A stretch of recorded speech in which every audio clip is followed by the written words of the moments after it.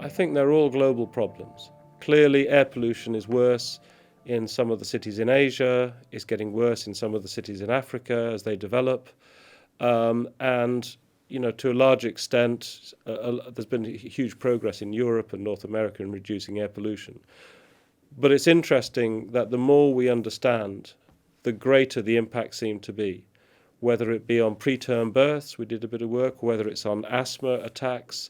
It's not all about people dying early, it's about people being ill. And that happens at the lower concentrations, and therefore that becomes a very global problem.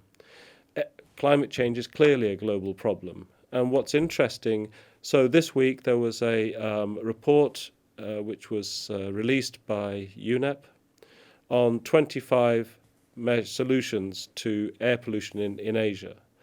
And it was saying that if in the next 10 years, by 2030, we could implement these 25 measures, it would have a dramatic effect on the clean air, but also reduce climate change.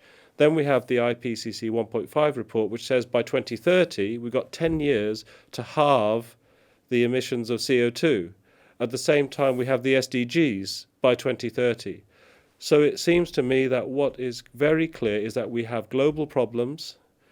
We have 10 years to make a dramatic change in our course if we are to achieve, these goals. If we, and they do seem achievable, difficult, really difficult. But the optimistic side is it does seem that we can make a change. We can choose to change direction. The pessimistic side is that there's no sign of us taking such drastic action.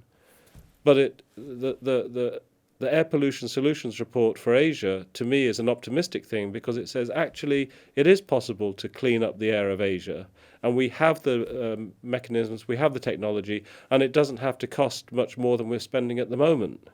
So why not do it? So that's the optimistic side, but then there is inertia, and we have to get big political buy-in in order to change direction, and even more so for the climate change.